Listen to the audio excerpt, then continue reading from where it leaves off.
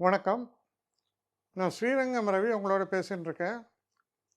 இது மே மாதத்திற்கான பலன்கள்.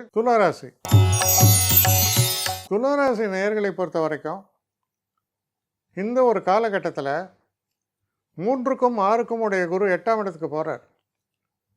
அப்படின்னா என்ன நடக்கும்? சில விபரீத யோகங்கள் நடக்கும்னு அர்த்தம். ஏன்னா குரு சுபர், பெரிய பிரச்சனைகளை தரமாட்டார். எதிர்பாராத சில நன்மைகள் நடக்கும். நன்மைகள் அப்படின்னு சொல்லும்போது அந்த நன்மைகள் அப்படின்னு நினச்சா நீங்கள் உடனே லாட்ரியில் ஏதாவது துட்டு வருமானு நினைக்காதீங்க. சில பேருக்கு வரும், அவங்க ஜாதகம் நல்லா இருந்தால் வரும்.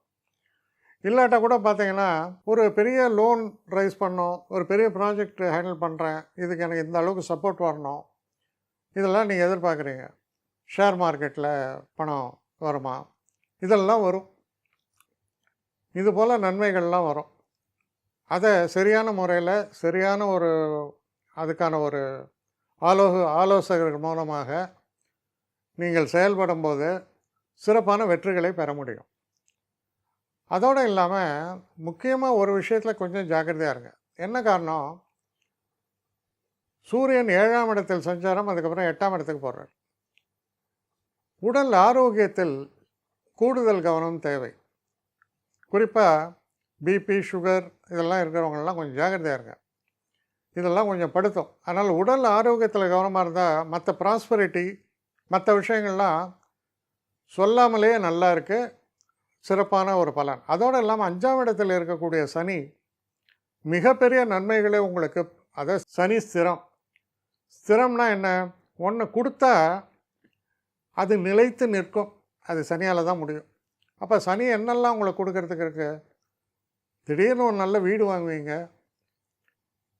நிலம் வாங்குவீர்கள், சில நேரங்களில் வண்டி வாகனங்களை வாங்குவதற்கான ஒரு சூழல்கள் எல்லாமே சிறப்பாக ஏற்படும்.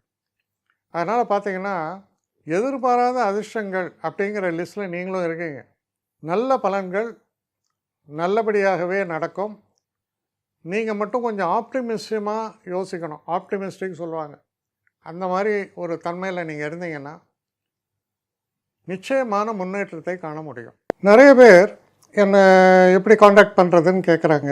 ஸ்ரீரங்கம் ரவி 1ன்னா ONE போடக்கூடாது. ஸ்ரீரங்கம் ரவி 1ஆம் number. So Srirangam Ravi 1@gmail.com இந்த அட்ரஸ்க்கு எனக்கு என்ன மெயில் அனுப்பணுமோ உங்களுடைய குவரிஸ் அனுப்புங்க.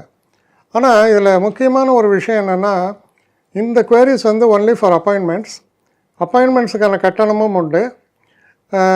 உங்களுடைய பிரச்சனைகளில் நான் கவனமாக பார்த்து உங்களுக்கு நான் இது பண்ணுறேன், பேசுகிறேன் உங்களோட.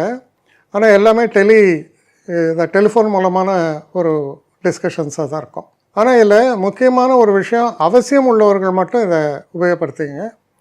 வணக்கம்.